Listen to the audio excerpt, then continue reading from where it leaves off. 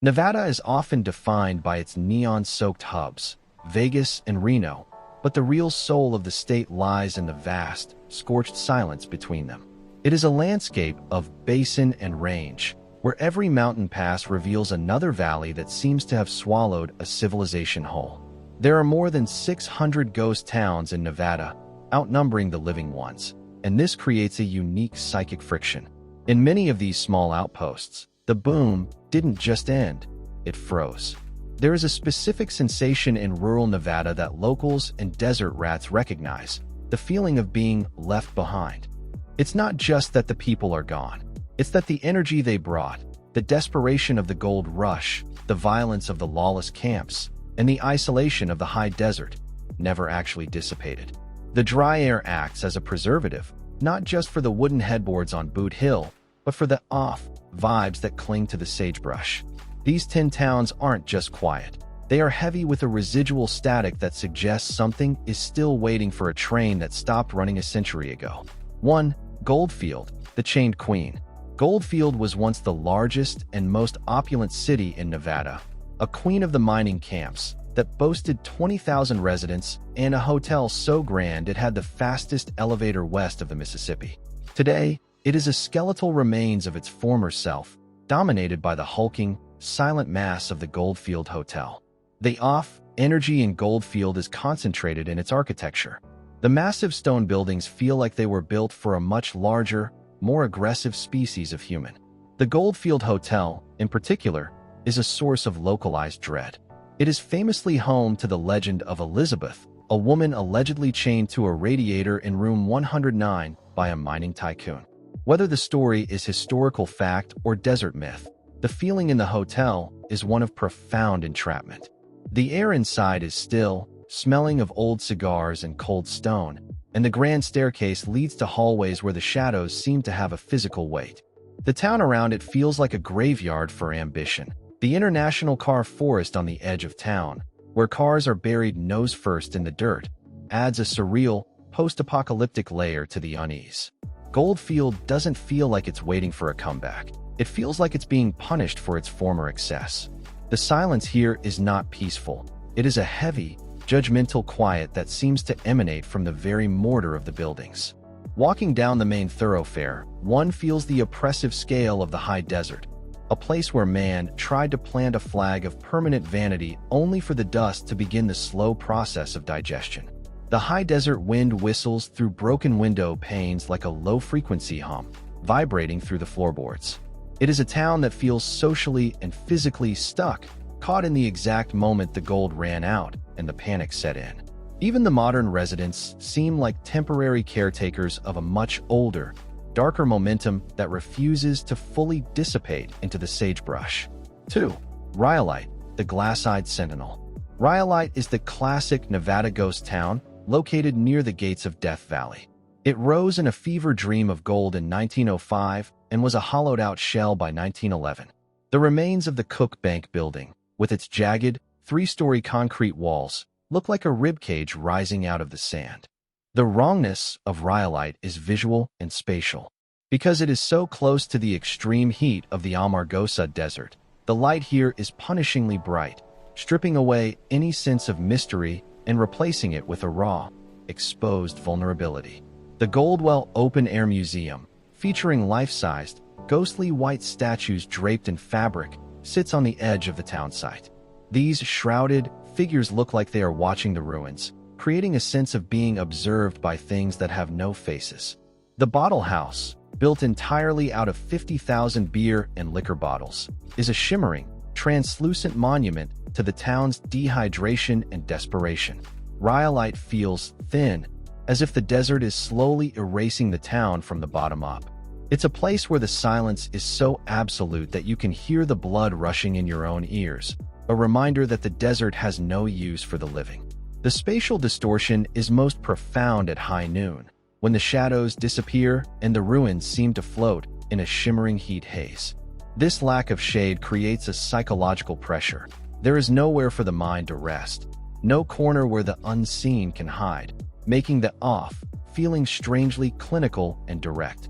The statues of the Last Supper nearby add a religious, apocalyptic undertone to the desolation, as if the town were a stage set for an end-times scenario that already happened. You don't feel like you are looking at history in Rhyolite. You feel like you are looking at the future of every human endeavor when faced with the sun's unblinking eye. It is a town that has been scoured of its soul, leaving only the bleached, mineral remains of a short-lived hysteria. 3. Pioche, the Lawless Echo. Pioche was once known as the deadliest town in the West. Legend has it that 75 people were buried in the local cemetery before anyone actually died of natural causes. This violent history is baked into the very soil of the town. The off-vibe in Pioche is a lingering sense of hostility. Even though people still live here, the atmosphere is watchful. The town is built into a steep hillside, dominated by the $1 million courthouse, a building that cost a fortune due to corruption and incompetence. The aerial tramway, which used to carry or over the town, still hangs overhead like a row of gallows. Walking through the Boot Hill Cemetery, you see markers that simply read, "Shot," a blunt testament to the town's origins. The energy here feels tight, like a spring that has been wound too far. There is a vibration in Pioche that suggests the old feuds never truly ended. They just went underground, joining the miles of flooded mine shafts that honeycomb the earth beneath the main street. It is a town that feels like it's perpetually 5 minutes away from a gunfight. This sensation of underground energy is literal. The town sits atop a labyrinth of dark, flooded chambers that occasionally cause the ground above to shift and groan. This geological instability mirrors the social history of the place, a town founded on greed and maintained through the barrel of a gun. When the sun dips behind the mountains, the shadows in the canyons turn a bruised purple, and the air cools with a sudden, sharp bite. It feels as though the town is holding its collective breath, waiting for a debt to be collected. The locals are polite but possess a weathered, stoic quality that suggests they are well aware of the spirits they share the mountain with. In Pioche, the past isn't a story. It is a weight that moves beneath the floorboards, cold and restless. 4. Tonopah, the Stargazer's Purgatory. Tonopah sits halfway between Las Vegas and Reno, a high-desert outpost known for the Mizpah Hotel and the Clown Motel. While the latter is a kitschy landmark, the town itself possesses a deep, cosmic unease. The wrongness in Tonopah is twofold: the haunting of the Mizpah and the oppressive darkness of the sky. The Mizpah Hotel is famous for the Lady in Red, a ghost whose presence is often heralded by the scent of violets. However, the town's true factor is its status as one of the best stargazing spots in the country. In Tonopah, the sky feels dangerously close. The sheer volume of stars doesn't feel beautiful so much as it feels crushing, a reminder of the absolute void that surrounds this tiny island of human light. The old Tonopah Cemetery, located right next to the Clown Motel, contains the victims of a 1911 mine fire and a mysterious plague. The proximity of the grinning clown statues to the weather-worn graves of miners creates a tonal whiplash that leaves visitors feeling dizzy and unwelcome. Tonopah is a town where you feel the gaze of the universe and the gaze of the dead simultaneously. The clowns serve as a bizarre, colorful mask for a town that has seen immense suffering. Standing in the cemetery at night, with the painted, smiling faces of the motel peering over the fence, the atmosphere becomes truly surreal. It is a place of forced cheer against a backdrop of historic tragedy. The cosmic dread comes from the realization that Tonopah is essentially a speck of dust in an infinite, indifferent galaxy. The darkness here is so absolute that it feels like a physical substance pressing against the glass of your car windows. It is a purgatory of the plains, a stopping point for travelers who feel an inexplicable urge to keep driving, sensing that if they stay too long, the silence of the desert might finally answer the questions they haven't yet dared to ask. 5. Virginia City, the living seance. Virginia City is the site of the Comstock Lode, the richest silver strike in history. Unlike other towns on this list, it is a bustling tourist hub, but that commercialism only serves to mask a very real, very jagged energy. The off sensation in Virginia City is a feeling of crowding. It is one of the most paranormally active places in America, and the sheer density of spirits mentioned by locals makes the air feel thick. Places like the Washoe Club, once an exclusive haunt for the wealthy, now feel like a vacuum for energy. The town is built on top of a literal labyrinth of tunnels. The ground is honeycombed to the point of instability. This creates a psychological sinkhole effect. In Virginia City, the Victorian finery, the lace curtains, the brass railings, the velvet wallpaper, feels like a shroud over a corpse. The kitschy Wild West shows and stagecoach rides feel like a frantic attempt to keep the past friendly, but the cold wind that whips down C Street tells a different story. It is a town that isn't just haunted, it's being held hostage by its own history. The crowding is most palpable in the saloons, where the smell of sawdust and old beer mixes with a static-like tension. You get the sense that for every tourist taking a selfie, there are 3 unseen entities from 1870 watching with a mixture of confusion and contempt. The town's verticality adds to the unease. The streets are tiered like a stadium, all looking down into the yawning pits of the valley below where the tailings of the mines still scar the earth. This is a city that grew too fast and died too hard, leaving behind a psychic residue that no amount of taffy shops or souvenir hats can dilute. To walk the boardwalks after the shops close is to realize that the living seance isn't a show for the visitors. It is the permanent state of existence for a town that simply refuses to let its ghosts rest in peace. 6. Belmont, the silent sentinel. Nestled high in the Tequima Range, Belmont is a living, ghost town that feels like it has been preserved in amber. It was once the county seat, and its massive brick courthouse stands as a testament to an authority that no longer exists. Belmont feels off because of its altitude and its isolation. At over 7,000 feet, the air is thin and the silence is crystalline. The ruins of the old combination mill look like a cathedral to a forgotten god of industry. There are a few residents here, but they live off-grid, and their presence only heightens the sense of being an intruder. The wrong feeling in Belmont is the sensation of a watched peace. It is the kind of place where you feel like you are being monitored from the windows of the ruined stone cabins. There is a story that Charles Manson and his family once squatted in the area, and that sense of outlaw energy still lingers in the shadows of the canyons. Belmont doesn't feel like it's falling apart. It feels like it has reached a state of perfect, permanent decay, and it doesn't want to be disturbed. The isolation here is so absolute that it creates a psychological cabin fever, even for those just passing through. The brick courthouse, with its restored facade but hollow interior, acts as a looming sentinel that marks the boundary between the world of law and the lawless wild of the Great Basin. Because the town is so high up, the weather can turn from blistering sun to a violent mountain gale in minutes, adding to the feeling that the environment itself is trying to expel you. The few locals you might encounter possess a quiet, intense self-reliance that makes a visitor feel painfully modern and fragile. It is a town that has successfully seceded from the 21st century, retreating into a high-altitude fortress of sagebrush and silence, where the only thing that truly matters is surviving the next winter. 7. Austin, the loneliest outpost. Austin sits on the loneliest road in America, Highway 50. It is a town of steep streets and 3 churches that seem too large for the current population. The off factor in Austin is the sense of displacement. The most famous landmark is Stokes Castle, a 3-story stone tower built by a railroad tycoon who only lived in it for a month. It stands on a ridge overlooking the valley, looking completely out of place, like a piece of Europe dropped into the Nevada desert. This architectural ghosting is common in Austin. The town feels like it was imported from somewhere else and then forgotten. The International Hotel, which was moved to Austin from Virginia City in pieces, carries with it the energy of a building that has been uprooted too many times.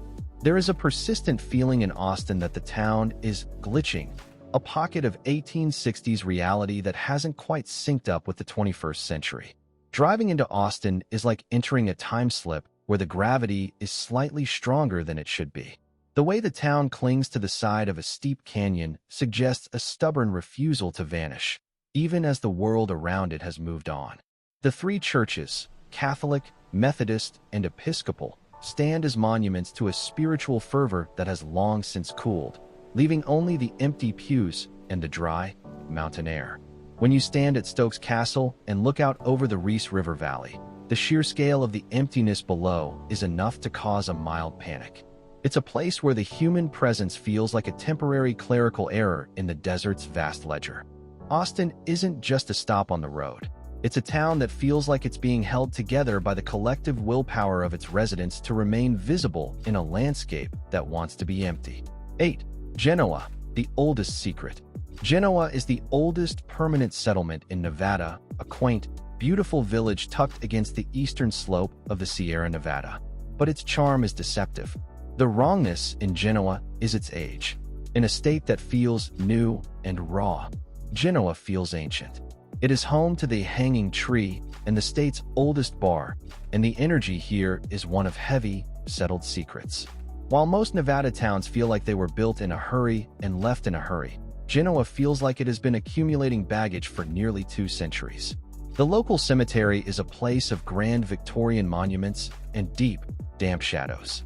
Locals speak of the Gray Man and other apparitions that wander the streets.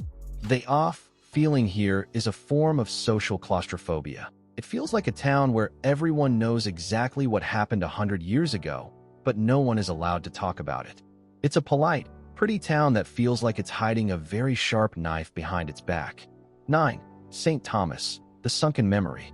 St. Thomas is a ghost town that spent decades underwater. Settled by Mormon pioneers and later abandoned when the waters of Lake Mead rose, the town was drowned for over 70 years. Due to drought and receding water levels, it has recently emerged from the depths. The off vibe in St. Thomas is literal skeletal dread. The buildings aren't just ruins. They are bleached white by salt and minerals, looking like bones rising from the mud. Walking through St. Thomas feels like walking through a graveyard that has been exhumed. The lack of vegetation and the cracked, dry lakebed create a landscape that feels fundamentally anti-life. There are no trees, no shade, only the white foundations of a town that was supposed to be a Zion in the desert. The energy is one of profound rejection, first by the government that flooded it, then by the water that claimed it, and now by the desert that is baking it. It is a town that shouldn't be visible, a sunken memory that refuses to stay down. The silence here is amplified by the heat-cracked silt underfoot, which crunches with a hollow, metallic sound. It feels as though you are trespassing in a place that the world had already finished with, a ghost that was forced back into the sun against its will. The absence of even the hardiest desert scrub gives the site a sterile, laboratory-like quality, where the only thing left to observe is the failure of a dream. St. Thomas doesn't feel like a historical site. It feels like a warning from the abyss, a reminder that what the desert takes, it eventually returns, but only after stripping it of everything that once made it human. 10. Goodsprings, the fallout zone. Goodsprings is a small town south of Las Vegas, home to the Pioneer Saloon. It became famous recently as a primary location in the video game Fallout, New Vegas, but its real-life offness predates its digital fame. The energy in Goodsprings is a mix of tragic Hollywood history and desert grit. The Pioneer Saloon still has the bullet holes from a fatal poker game in its walls, and it is the place where Clark Gable waited for news of Carol Lombard's plane crash on nearby Mount Potosi. The wrong feeling in Goodsprings is a sense of stagnation. It feels like a town that has been used by history and then tossed aside. The proximity to the massive, sprawling energy of Las Vegas makes Goodsprings feel even more isolated and other. It's a place where the Old West isn't a performance. It's a lingering, dusty reality that feels trapped in a loop. To stand in the Pioneer Saloon is to feel the weight of every tragedy that has passed through its doors, a residual sadness that the desert wind can't blow away. The desert's long memory. The energy of these Nevada towns isn't just about ghosts or abandoned buildings. It's about the sheer resilience of human impact on a landscape that doesn't want it. In the high desert, nothing truly disappears. It just bleaches and brittleizes. Whether it's the violent echoes of Pioche or the sunken foundations of St. Thomas, these towns serve as reminders that Nevada is a state built on the leftovers of grand dreams. When you drive through these outposts, You aren't just a tourist. You are a witness to a long-running argument between humanity and the void. The something left behind is often just the silence that followed the screaming, a quiet anxiety that tells you that in Nevada, the past is never buried deep enough.